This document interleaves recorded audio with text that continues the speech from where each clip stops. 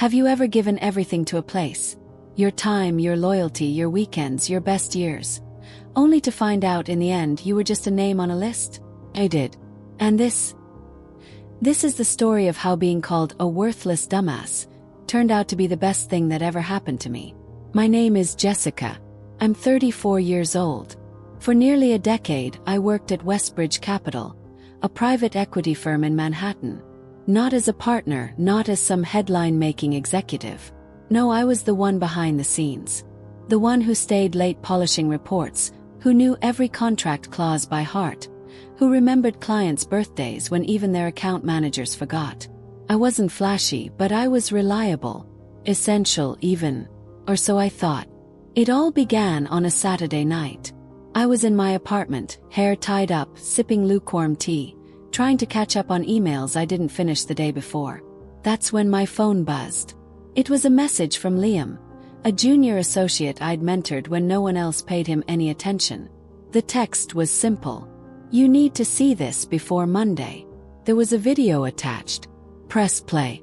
And there he was, Daniel Rourke, my boss, the man I had defended, supported, and shielded for almost 10 years.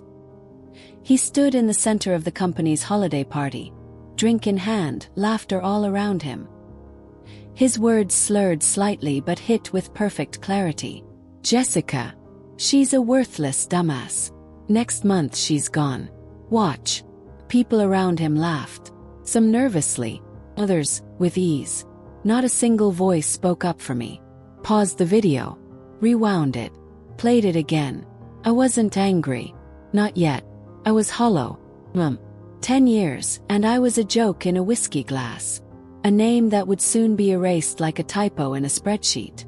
But as I sat there, replaying his words in the dim glow of my laptop screen, something shifted inside me. Not pain. Not sadness. Something colder. Sharper. Clarity. And I whispered to no one, just to myself. If you think I won't see it coming, then you clearly never saw me coming either. It started like any other quiet Saturday night. I was curled up on my worn-out couch, a soft blanket over my legs, half listening to a podcast while scrolling through emails I hadn't gotten to on Friday. It was my little routine. Nothing fancy, just quiet, comfortable, familiar. And then my phone buzzed. Message. From Liam. Now, Liam was one of the younger analysts at our firm. Smart, kind-hearted, a little awkward in meetings but sharp when it counted. I had taken him under my wing during his first chaotic weeks at Westbridge Capital. Helped him find his footing, answered his late-night questions, even taught him how to stand his ground in front of Daniel, our boss. So when I saw his name pop up, I smiled. Until I read the message. You need to see this before Monday. There was a video attached. I hesitated. Something about the tone didn't feel right. But curiosity got the better of me and I tapped play. The screen lit up with shaky footage from the company's holiday party. Soft lights, music in the background, the clinking of glasses and laughter filling the room. And there he was, Daniel Rourke, my boss, the man I had worked under for nearly a decade. Whiskey in hand, tie loosened, standing in the middle of a circle of co-workers I had laughed with, eaten with, worked late nights beside. His voice was slightly slurred but clear enough. Jessica. She's a worthless dumbass. Next month she's gone. Watch. There was laughter. Real, full-bellied laughter from people I once considered my work family. Some shifted uncomfortably, sure. But no one spoke up. No one said, "Hey, that's not fair." No one walked away. Froze. Rewound the video. Played it again. Each time the words hit harder. Worthless dumbass. Next month she's gone. In just 30 seconds, 10 years of loyalty, dedication, and quiet sacrifice were erased. And the strange thing is, I didn't cry. I didn't scream. I just sat there, still, watching the screen fade to black, my tea now cold in my hand. You always think betrayal will feel loud, like a slap or a scream. But sometimes it's a whisper in a crowded room. Or worse, a joke at your expense that no one bothers to stop. And in that moment, I realized something I wish I had known years ago. Respect isn't earned by how much you give. It's shown by how people treat you when you're not in the room. That night I didn't sleep. I didn't draft a resignation letter or plan a dramatic confrontation. Well, something colder, calmer settled inside me. A kind of clarity. If Daniel truly believed I wouldn't see it coming, then maybe he never saw me clearly to begin with. That was about to change. It's funny, isn't it? How loyalty can feel like love until it's not returned. Looking back, I can't count how many times I told myself, it'll pay off someday. The late nights, the missed family dinners, the cancelled vacations. All for the hope that someone in charge would notice. Appreciate. Award. I joined Westbridge Capital when I was 24. Fresh out of business school, eager, a little nervous, but hungry to prove myself. And prove myself I did, over and over. When no one wanted to deal with the Anderson merger because the data was a mess, I stayed up for 3 nights cleaning spreadsheets. When Daniel double-booked 2 major clients, I flew to Chicago last minute to handle one of them myself. I didn't complain. I didn't expect applause. I just did the work. Because somewhere along the way, I'd convinced myself that being low maintenance was a badge of honor. That staying quiet and being reliable would earn me a seat at the table. But I was wrong. I remember one moment in particular. It was a Friday night in December. My nephew's school play was that evening. His first time on stage. He was playing a tree, but to him it was the lead role. I had promised him I'd be there. But then a client crisis hit. Daniel panicked. "Jess, I need you to stay. Please. You're the only one who can handle this." And just like that, I broke a little boy's heart and smiled through the call as if it didn't matter. He forgave me. But I never really forgave myself. You see, loyalty is beautiful until it becomes blind. When you start giving so much of yourself that there's nothing left. That's not dedication. That's erasure. And perhaps the most painful part of it all is this. I wasn't just loyal to the job. I was loyal to Daniel. I defended him when whispers went around about his incompetence. I fixed his mistakes quietly, made him look good in meetings, even took the fall once when a deal tanked because he forgot to read the terms. I believed in him more than he believed in himself. So when I saw that video, his words, that smug laugh, the way he said my name like it was a joke, it wasn't just betrayal. It was heartbreak. Because deep down, I realized something I had been avoiding for years. I had built my career on the hope that someone would protect me the way I had protected them. And now I knew. No one was coming to save me. If I wanted justice, if I wanted change, I'd have to be the one to make it happen. That was the night I stopped being a silent supporter and started becoming a strategist. You'd think rage feels like fire, like something that explodes, loud, uncontrollable, messy. But the rage I felt that weekend, it was different. It was quiet, like the sound of ice cracking under your feet. Still sharp and dangerous. I didn't scream. I didn't throw my phone across the room or call Daniel demanding answers. Well, instead I went still. And in that stillness, a different part of me woke up. The part that had spent 10 years organizing chaos, smoothing over problems, making things look effortless. Only this time, I wasn't fixing someone else's mess. I was preparing for war. That Monday, I walked into the office at exactly 8 a.m. like I always did. I smiled at the receptionist, said good morning to my coworkers, poured myself a cup of terrible break room coffee, and sat down at my desk as if nothing had happened. But everything had changed, because under that calm surface, I had already started building something. Quiet, calculated response.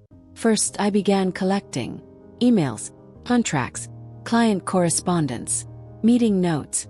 Nothing illegal, just everything I had rightful access to. I archived. I organized. I documented. I started keeping a private log of every shady internal decision Daniel made. Notes I should have started years ago. Then I reconnected with old clients. The ones who'd stayed loyal not to the firm, but to me. I didn't say much. Just hinted that I might be exploring new opportunities. And the response? Immediate. Warm. Wherever you go, let us know, we'll follow. That's when I realized something important.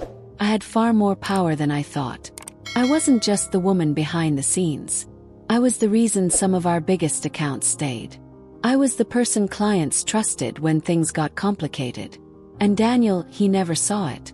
Or worse, he saw it and chose to ignore it. I also reached out to Ava, a former colleague who had mysteriously resigned 2 years prior. We grabbed coffee. She told me things I had suspected, and things I hadn't dared imagine. He pushes women out right before they qualify for higher bonuses, she said, swirling her cup slowly. Especially the ones who are good enough to threaten his ego. And just like that, my quiet rage found a purpose. It wasn't just about me anymore. It was about every woman who had ever been told she was too much, or not enough, or somehow both. So I began planning. Not for revenge. Not exactly. But for justice. For freedom. For the life I should have had all along. And the first step was patience. Because if Daniel thought I was walking blindly into my own firing, then he was about to learn just how dangerous a calm woman with a plan can be. One of the hardest parts of being betrayed is realizing how alone it makes you feel. After I saw that video, after the sting of his words settled into something colder, I kept wondering, was I ever truly part of this place? Or was I just convenient? But what I learned in the weeks that followed is that you're never as alone as you think. Because when you stand still long enough, quietly watching, you begin to notice who's watching with you. It started with a message from Sophia in compliance. We didn't talk often, just the usual "hey, your report's missing a signature" kind of emails. But one afternoon, she walked by my desk and gently tapped her fingers twice. Our unspoken signal for "check your inbox." There it was. A forwarded thread from Daniel. He was planning to restructure my department. Not in 6 months. Not in 3. In 2 weeks. He hadn't even told me yet. Attached to the email was a note from Sophia. "I don't think this is right. Just a heads up. No one should be blindsided." That was the first domino.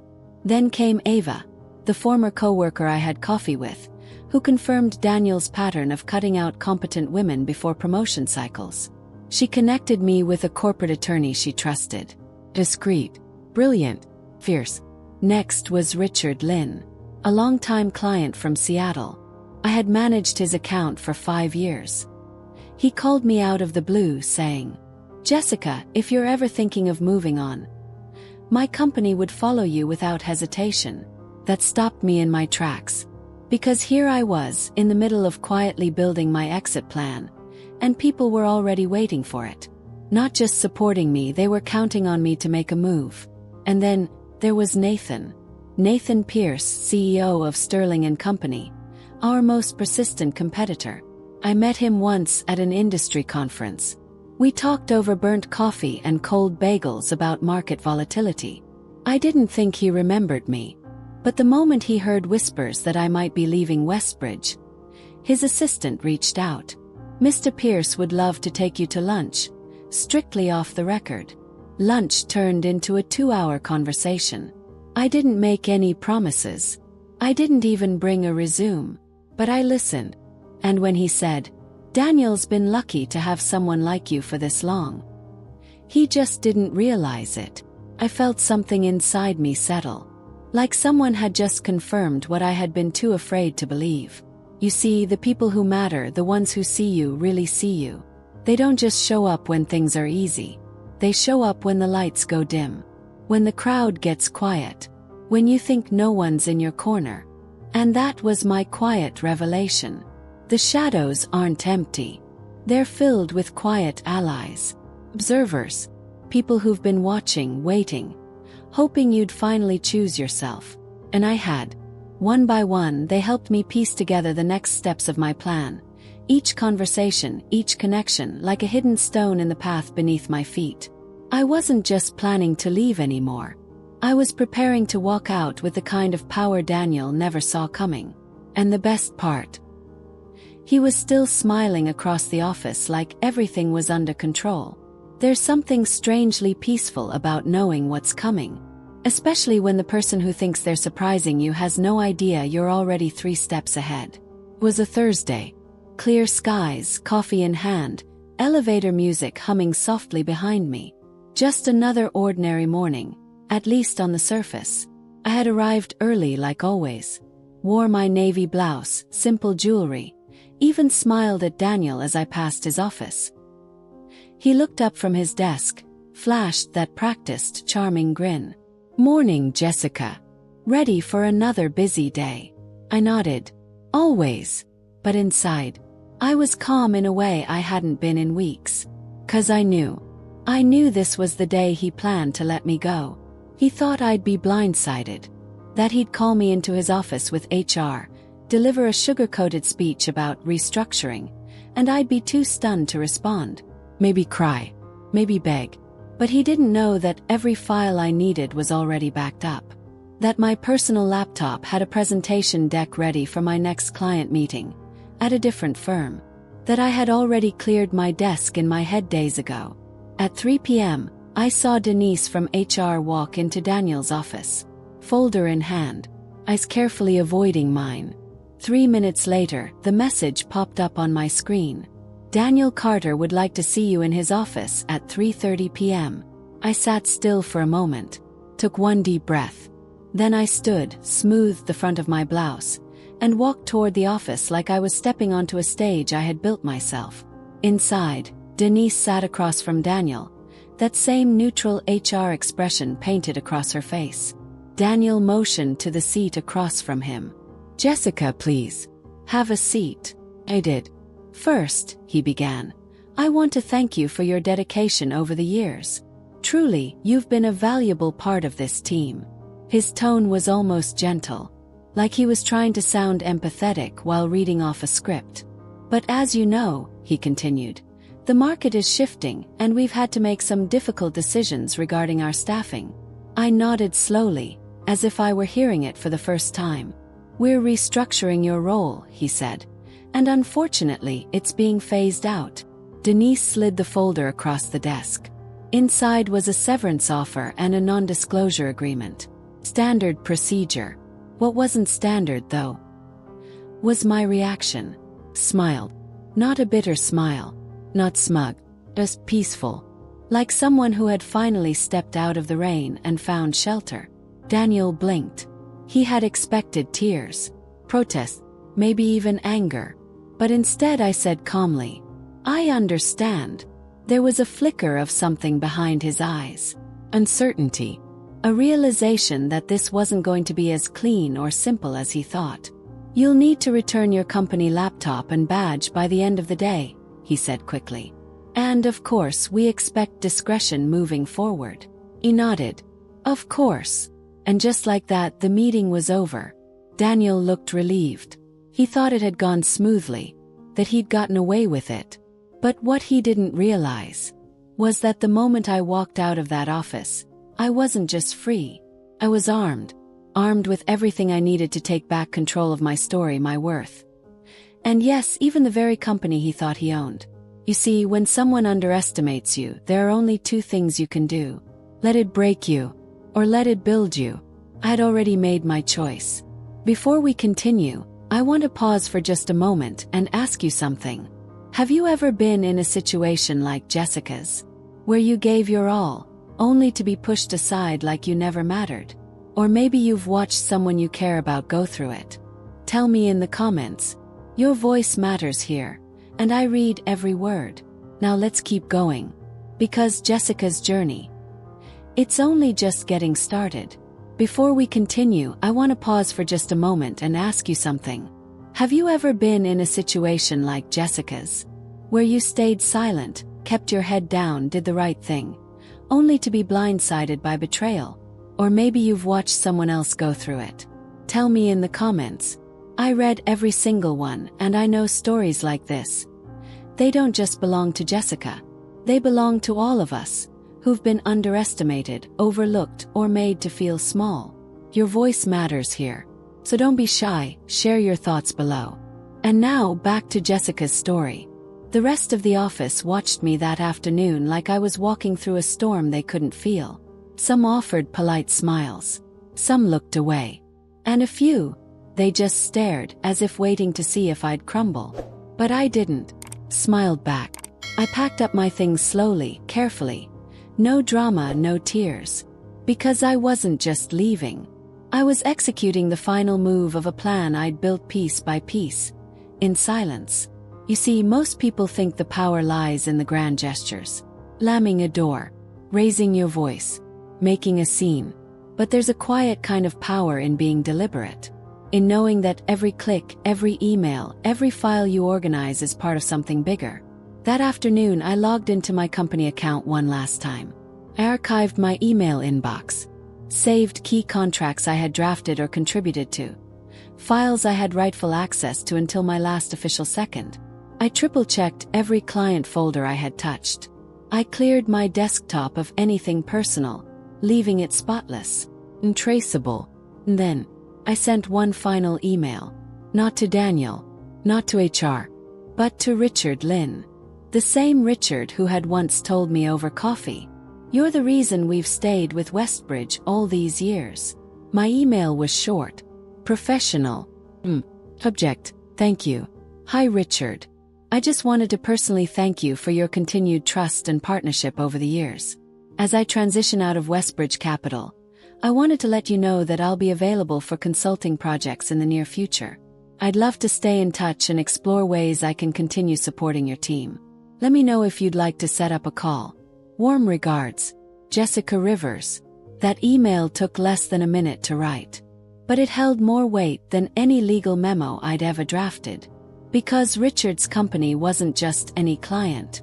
They made up nearly 40% of the firm's annual revenue. And now they knew I was available. By 5 p.m. I walked out of Westbridge Capital for the last time. No fireworks, no applause. Just the sound of my heels on polished marble floors. And the quiet freedom of someone who had finally stopped asking for permission. Here's something I've learned. Something I want to share with you. Leaving quietly doesn't mean leaving weak. Sometimes the loudest thing you can do is exit with your head high and your plan intact. And Daniel, he thought I'd leave empty-handed. What he didn't realize was that I had taken with me the one thing he never truly valued. My worth, and people who saw it. Because sometimes walking away isn't the end. Sometimes it's the beginning of something far more powerful. The next morning, I woke up to the sound of my phone vibrating on the nightstand. Unknown number. I didn't answer, but I already knew who it was. I made coffee, opened the curtains, took a deep breath of the kind of morning that feels new, clean, and finished. By 10 a.m. I had 3 missed calls. By noon, a message from Liam lit up my screen. "Jessica, whatever you did, the office is in meltdown mode. Richard just pulled out. Daniel's losing it." I sat back in my chair, let out a quiet laugh and whispered, "Right on schedule." The dominoes were falling faster than even I had predicted. It took everything in me not to laugh. This man, the same man who had called me a worthless dumbass in front of a room full of people, was now asking me for help. Not advice, not forgiveness, job. And maybe in another life I might have said yes. Might have pitied him. Might have thought, we all fall. Maybe he deserves a second chance. But then I remembered Ava, and Sophia, and the assistant who left in tears after being blamed for Daniel's mistake. And me. 10 years of loyalty, erased with a joke and a glass of whiskey. So I stood, walked to his desk, met his eyes, and said gently, "You don't need a job, Daniel. You need a lesson." He didn't respond. He just looked down. And that was the moment I knew. This chapter was finally over. Because power isn't about control. It's about clarity. About knowing who you are. Even when someone else tries to define you as less. That day, I walked out of his office without looking back. Because I wasn't there to gloat. I was there to close a door. And some doors deserve to be locked behind you. On Monday morning, I stepped into my new office. Not a cubicle. Not a borrowed desk in someone else's corner. A real office. Glass walls, sunlight streaming in, my name already on the door. It still didn't feel quite real. Nathan Pierce, CEO of Sterling & Company, greeted me in the executive lounge with a firm handshake. "Welcome aboard, Jessica," he said, smiling. "From what I hear, you've already made quite an impact." I smiled back, still getting used to being seen, not just as the one behind the scenes, but as someone who mattered. And not because I demanded attention, not because I fought my way into the spotlight, but because people finally saw what had always been there. The clients I brought with me didn't just follow out of loyalty. They followed because they trusted my judgment, because they knew I listened when it counted, because they remembered what it felt like to be taken care of, not just sold to. For years I had been told, silently, subtly, that I was replaceable, that I was just another cog in the machine, another resource in human resources. But standing there, looking out over the city from my new office, I realized something no one had ever told me out loud. The most powerful people in the room aren't always the loudest. Sometimes they're the quiet ones, the ones who remember everything, hold everyone together, and keep showing up, even when no one claps for them. And once they leave, you feel it. You really feel it. Because they weren't just filling a seat. They were holding the whole thing up. That was me. And it took everything falling apart for me to finally see it. Here's the lesson I carry with me now. And maybe it's one you need too. Your value doesn't shrink just because someone else fails to see it. You don't become disposable because someone calls you that behind a drink and a laugh. You become indispensable the moment you start believing you are. I'm not saying it was easy. Rebuilding never is. But I wasn't building to prove anything anymore. I was building because I knew who I was. And I was finally done waiting for someone else to say it first. That Friday evening I stayed a little later at the office. Not because I had to. Not because anyone expected me to. But because I wanted to take it all in. The quiet hum of the city outside, the soft clink of a coffee mug on my desk, and the feeling of finally being where I belonged. As the sun dipped below the skyline, painting the windows in shades of gold and rose, I poured myself a small glass of wine from the bottle a client had sent as a thank you gift, sat back, took a sip, and exhaled the kind of breath that only comes when you're no longer surviving. You're thriving. I thought back to the girl who once skipped family dinners, who stayed silent in meetings, who waited years for someone to notice her value. She didn't lose. She evolved. Because this wasn't just about proving Daniel wrong. It wasn't even about revenge. It was about finally choosing myself after years of putting everyone else first. It was about rewriting the narrative. About saying, I'm not too quiet. I'm not too soft. I'm not forgettable. I'm enough. I've always been enough. And that moment, that small, quiet moment in my office, glass in hand, the city lights blinking below me, that was it. That was when I whispered the words Daniel never saw coming. I win. Not because I ruined him, but because I rebuilt me. A little reminder for you too. If you've ever been made to feel small, unimportant, or easily replaced, please hear me when I say this. Your worth isn't defined by your title, or your paycheck, or the approval of someone who never really saw you. It's defined by who you choose to be. Especially when the world tries to tell you otherwise. You are not disposable. You are the difference. You see, Daniel always believed he was the reason clients stayed.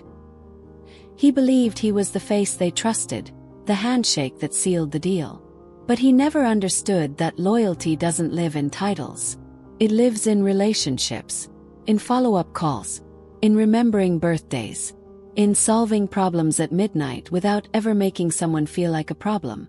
And without me, that loyalty, it had nowhere left to land. By the end of that first day, 3 of our biggest accounts had terminated their contracts. And they didn't even offer a reason, because none was needed. From what Liam told me, Daniel was calling everyone, CEOs, board members, even old college contacts. He was trying to make it look like a misunderstanding, like a coincidence. But the truth had started to spread. Westbridge wasn't stable. The cracks that had always been hidden under performance reports and client smiles were suddenly visible. Mark, the CFO, shut himself in his office, trying to run numbers fast enough to stop the bleeding. Legal was scrambling, reviewing contracts, searching for any clause that could keep fleeing clients on the hook. And Daniel, he was unraveling. By 3 p.m. I finally picked up his call. His voice was tight, controlled, but I could hear it, that edge of desperation hiding behind forced calm. "Jessica, I just heard about Richard. He said you reached out. What's going on?" Smiled. "I did reach out. Just to say thank you. Was too long to be comfortable." "Look," he said, trying to sound casual, "I think there's been a misunderstanding. Richard seemed to think that you're working elsewhere. He got spooked. I'd like to clear it up." There it was. He wanted me to fix his mess, the same way I had done for years. "Daniel," I said gently, twirling a pen between my fingers, "you told a room full of people I was a worthless dumbass. Why would you need me now?" Silence. I could almost hear him swallow his pride through the line. "It was just office banter," he muttered. And that's when I realized something important. He still didn't get it. He still thought this was about hurt feelings, that a weak apology could undo years of being taken for granted. "I don't hold grudges," I said softly. "I just make better choices now." Another pause. "Are you working for Sterling?" I smiled again. "I don't see how that's relevant to you." He tried again. The tone changed, harder now. Defensive. "This isn't smart, Jessica. You know how small this industry is. You don't want to burn bridges." There it was. The threat. But the bridge wasn't mine to burn. He had set it on fire the night he stood at that party and laughed about replacing me. And now the flames were reaching his feet. Here's something I've learned. People rarely fear the fallout until they realize you were the foundation. That night I got another message from Liam. "Emergency board meeting tomorrow. Investors are panicking. Talk of replacing Daniel. Just thought you'd want to know." I did. Because justice doesn't always roar into the room. Sometimes it arrives quietly, through spreadsheets, soft-spoken allies, and emails sent with perfect timing. The next morning, I did something I hadn't done in over a decade. I walked into Westbridge Capital, not as an employee, but as a warning. The energy in the office had changed. The usual buzz, the ringing phones, the laughter near the coffee machine was gone, replaced with silence and stares. I could feel it in the air. A tension so thick, you could slice through it with a dull letter opener. People looked up from their desks as I passed. Some nodded. Some looked down. And a few, those who had once laughed behind my back, didn't meet my eyes at all. I didn't say a word. I walked straight to Daniel's office and knocked once. His voice came through the door, tired and short. "Come in." I stepped inside. The man sitting at that desk didn't look like the Daniel I remembered. The sharp suits, the easy smirk, the air of untouchable confidence, gone. In its place was someone smaller, softer. Like the shine had been scrubbed off and all that was left was the truth.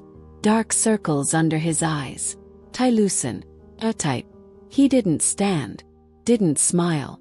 He just stared at me, and then let out a bitter laugh. "You really did it, huh?"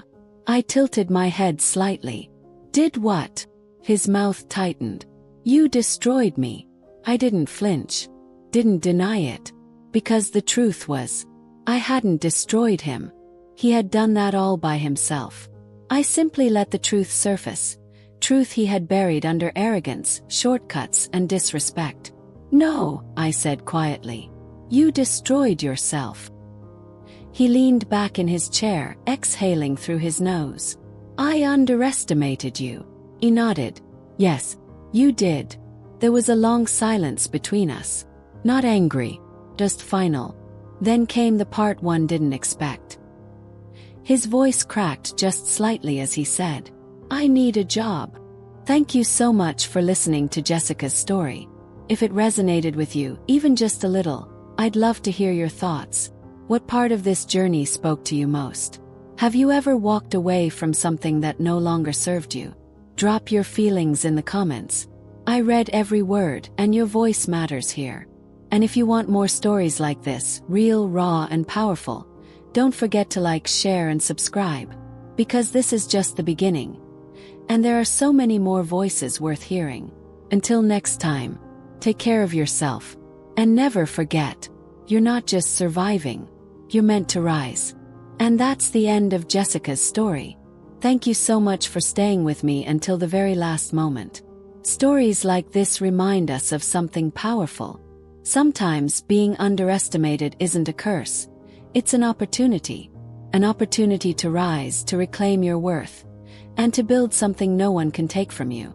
If there's one lesson Jessica's journey teaches us, it's this. Never let someone else define your value. Your silence doesn't mean weakness. Your loyalty doesn't mean you're disposable. And when the time is right, walking away with dignity might just be the strongest move of all. Now I'd love to hear from you. What did this story make you feel? Did it remind you of a time when you had to stand up for yourself, or walk away from something that no longer served you? Drop your thoughts in the comments below. I always look forward to reading your reflections. And if this story touched your heart or made you think twice about your own journey, don't forget to like, share, and subscribe to the channel. Because there are so many more stories just like this waiting to be told. Until next time, take care of yourself. And remember, you are never powerless, not when you know your worth.